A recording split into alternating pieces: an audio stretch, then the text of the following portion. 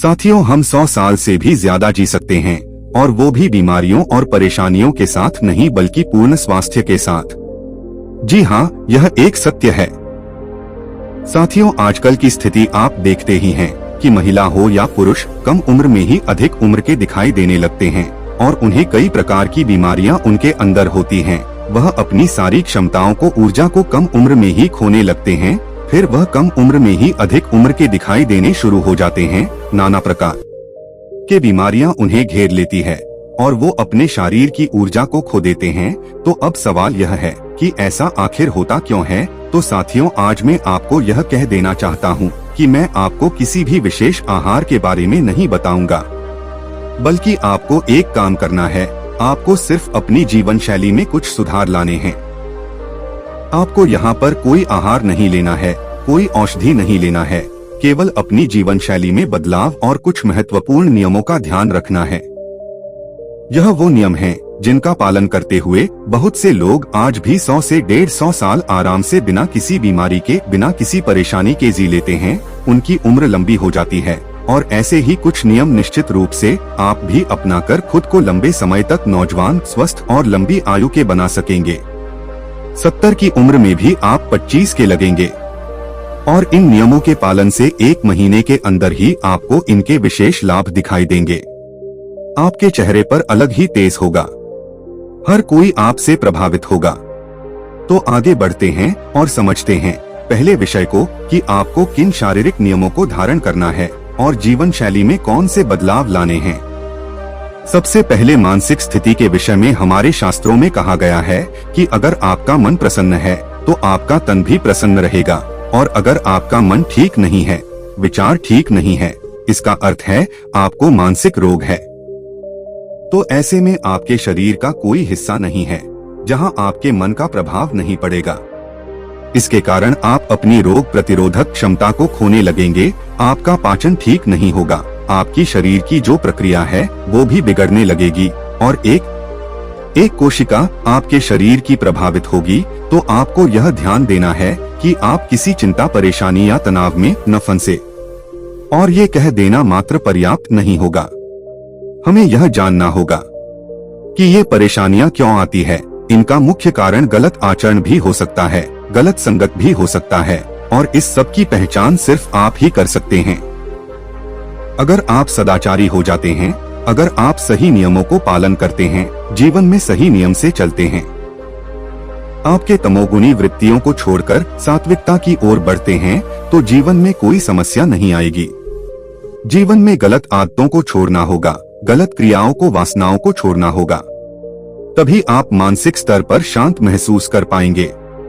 क्योंकि अगर आप कोई भी भोग भोगते हैं तो उस पर आपको तो क्षणिक सुख दिखाई देंगे, लेकिन उसके साथ विषाद, परेशानियां, मानसिक तनाव या डिप्रेशन आदि से गुजरना पड़ता है। तो जो हमारा पहला विषय है, आचरण ठीक होना चाहिए, उसके लिए मनोभाव ठीक होना चाहिए, अपनी इंद्रियों पर नियंत्रण होना चाहिए और जीवन में ईश्वर या ब्रह्मांड के प्रति भक्ति भाव होना चाहिए। इससे आपको विशेष शांति का अनुभव होगा। इससे आपका स्वास्थ्य और उम्र में विशेष प्रभाव पड़ता है। दूसरे नियम को इस कहानी के माध्यम से समझते हैं। एक बार एक बौद्ध भिक्षु एक व्यक्ति के घर में ठहरे थे। वह व्यक्ति उन बौद्ध भिक्षु से अपने शारीरिक समस्या के बारे में बताने लगा। उस व्यक्ति को पाचन से संबंधित बहुत अधिक समस्या थी। उसका भोजन ठीक से हजम नहीं होता था। वात पित्त की समस्या उसे बहुत ज्यादा बनी रहती थी। बौद्ध भिक्षु ने उस व्यक्ति को कुछ जीवन शैली के नियम बताए, कुछ आहार के नियम बताए, जिससे कि व्यक्ति को स्वाभाविक लाभ हो। लेकिन हर व्यक्ति को कोई भी नियम एकदम से नहीं समझ सकता है, वह गलती जरूर करता है। जब बौद्ध भिक्षु उस व्यक्ति के साथ भोजन करने लगे, उस व्यक्ति की पत्नी ने बौद्ध भिक्षु और उसके लिए भोजन परोसा और बौद्ध भिक्षु और वह व्यक्ति एक साथ भोजन करने लगे। जब दोनों भोजन करके उठे, तब भोजन के बाद उस व्यक्ति ने ठंडा जल मंगाया और ठंडा जल को उसने पूरे मन भरकर पी लिया। क्योंकि जब हम भोजन करके उठते हैं तब हमें बहुत जोर की पानी पीने की इच्छा करती है, और ऐसा उसके साथ भी हुआ।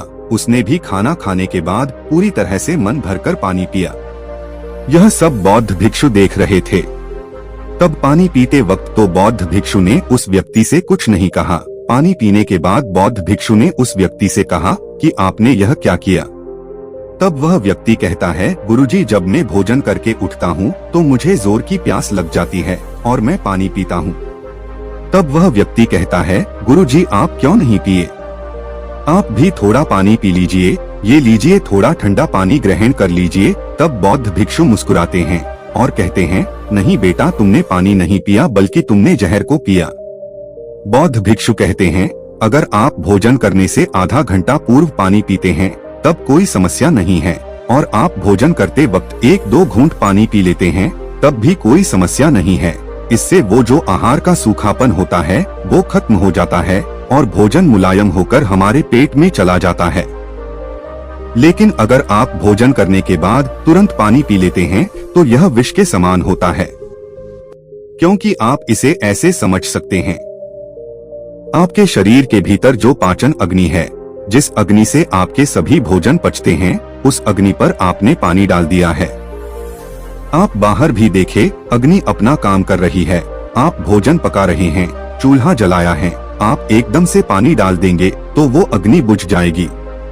उसी प्रकार हमारे पेट में भी जठराग्नि जल रही होती है, जो कि हमारे भोजन को पचाकर उसमें से पौष्टिक तत्व ले रही होती है, और उस पर भी आप अगर ठंडा पानी पी रहे हैं तो ये सबसे बड़ा हानिकारक काम हो सकता है।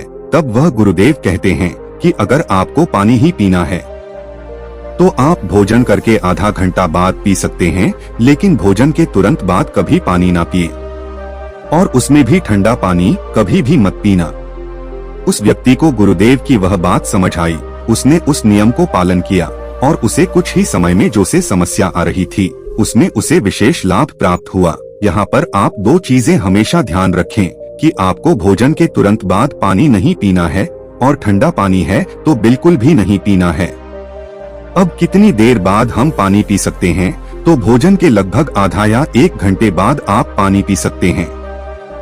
तब तक इस अवधि में हमारे पेट का जठराग्नि अपना काम कर चुकी होती है। तो यह हमारा दूसरा नियम हुआ।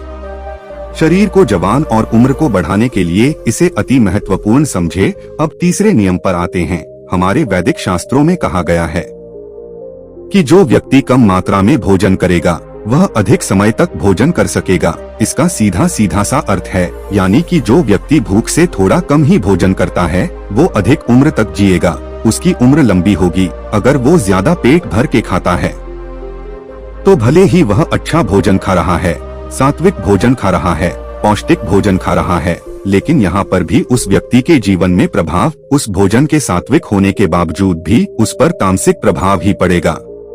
क्योंकि बात यह है, अंततः उसके पेट में जो भोजन जा रहा है उसकी अवस्था क्या है। मान लीजिए आपकी इच्छा है 4 रोटी खाने की है और आप खा लिए 8 रोटी, तो शरीर में जाकर वह भोजन बहुत ज्यादा भारी हो जाता है। फिर वहाँ पर उतना पाचक रस नहीं निकल पाते हैं जितना उस भोजन को पचाने के लिए चाहिए था। फिर वो भोजन पेट में अधिक समय तक रुकता है, और जितने समय तक अधिक वो पेट में भोजन रुकेगा उतना ही उसमें विषाक्तता पैदा होने लगेगी और वो भोजन सड़ना शुरू कर देगा, और पेट में सड़न से शरीर में विषाक्तता पैदा होती है। अगर आपके शरीर में थोड़ा सा भी विषाक्तता पैदा होती है तो यह आपके शरीर के लिए बहुत हानिकारक हो जाता है। जैसे कि मान लीजिए आप दूध में थोड़ी सी दही मिला देते हैं तो वो पूरे दूध को दही बना देता है। इसी प्रकार शरीर में थोड़ी सी विषाक्तता हमारे पूरे शरीर को विषाक्त बना देती है। और यदि आप भूख से कम भोजन करते हैं तो अगर कभी आपने अधपका भोजन कर लिया, यानी आपने थोड़ा कच्चा भोजन भी कर लिया, तो आपके शरीर के लिए वो हानिकारक नहीं होगा, वो भी अच्छे से पच जाएगा और आपके शरीर को लाभ प्रदान करेगा, आपको हानि नहीं करेगा, क्योंकि भोजन की मात्रा ठीक है, आपका शरीर उसे पचा लेगा। हमेशा ध्यान रखें, भले ही अच्छा सात्विक पौष्टिक भोजन है, आप इच्छा मात्रा के जितना भी नहीं, उससे थोड़ा कम भोजन लेंगे तो आप हल्का महसूस करेंगे।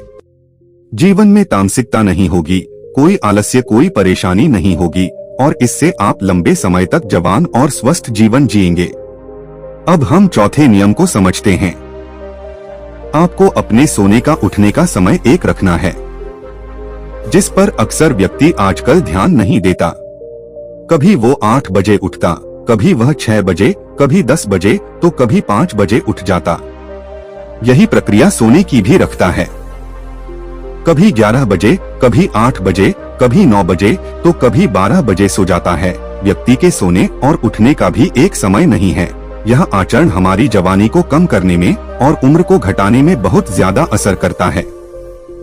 आपको रात्रि में 9 से 10 के बीच में सो जाना है और सुबह ब्रह्मा मुहूर्त में लगभग आपको 4 से 6 के बीच में उठ जाना है, लेकिन आपको 4 बजे उठ जाने का प्रयास करना है। और यदि आप 4 बजे नहीं उठ पाते हैं तो आप ज्यादा से ज्यादा 6 बजे तक में जैसे भी करके उठ जाना है। कुछ समय तक 6 बजे उठे और आप धीरे धीरे कम करके 4 बजे उठने का आदत बनाएं और धीरे धीरे करके आपको सोने और उठने के समय को एक निश्चित समय पर लाकर रखें। इससे आपके शरीर को उस प्रकार से ढलने में सुविधा होगी। आपकी जो सोने की अवधि है, समय है, उसका समय निश्चित होगा और आप जब समय पर नहीं उठते हैं तो आपको कब्ज आदि की समस्या होगी, आपके पाचन प्रक्रिया बिगड़ने लगेंगे और विभिन्न प्रकार की बीमारियां भी उत्पन्न होने लगते हैं अगर हम सही समय पर न सोए और न जागे। तो इसीलिए अगर आप एक तंदुरुस्त, सुंदर और नौजवान रहना चाहते हैं और लंबी उम्र चाहते हैं तो आप सोने और उठने का समय निश्चित करें। 5वां नियम कहता है कि आपको चाय, कॉफी और धूम्रपान इन चीजों से बिल्कुल दूर रहना है। अगर आप जवान शरीर चाहते हैं और लंबी उम्र तक जीना चाहते हैं तो चाय की और धूम्रपान की आदत छोड़नी होगी, क्योंकि जो धूम्रपान करते हैं, जो कि शरीर की कोशिकाओं की स्वत निर्माण प्रक्रिया है, जो शरीर में कोशिकाओं के निर्माण होता है, वह धूम्रपान करने से बिगड़ जाती है। यानी कि उसके जो शरीर के कोशिका है वो ठीक प्रकार से निर्माण नहीं होते हैं, बनते नहीं है। इससे भी बुढ़ापा दिखना शुरू हो जाता है। धूम्रपान हमारे शरीर की कोशिकाओं के ऊपर बहुत ज्यादा नुकसान प्रदायक है। तो जो व्यक्ति चाय, कॉफी और धूम्रपान के प्रयोग करता है, उसके पूरे शरीर पर, पूरी प्रणाली पर, हर अंग पर, कोशिकाओं पर इसका नकारात्मक प्रभाव पड़ता है। साथ ही इससे व्यक्ति का स्वास्थ्य तो बिगड़ता ही है, वह व्यक्ति जल्दी बूढ़ा होने लगता है, उसके चेहरे पर बुढ़ापा छाने लगता है, कुछ लोगों की आयु की स्थिति कम होने लगती है। तो इसीलिए आपको बिल्कुल भी धूम्रपान और चाय या कॉफी की प्रयोग नहीं करना है। चाय, कॉफी और वो भी सुबह सुबह सेवन करना, यह व्यक्ति के शरीर के साथ इतना बड़ा अनर्थ करता है कि व्यक्ति सुबह उठते हैं, बिल्कुल उसने कोई भी चीज ग्रहण नहीं किया है। कई लोग तो वो पानी भी नहीं पीते हैं, ऊपर से चाय, कॉफी शुरू कर देते हैं। यह बहुत हानिकारक होता है। यह पित्त को बढ़ाती है।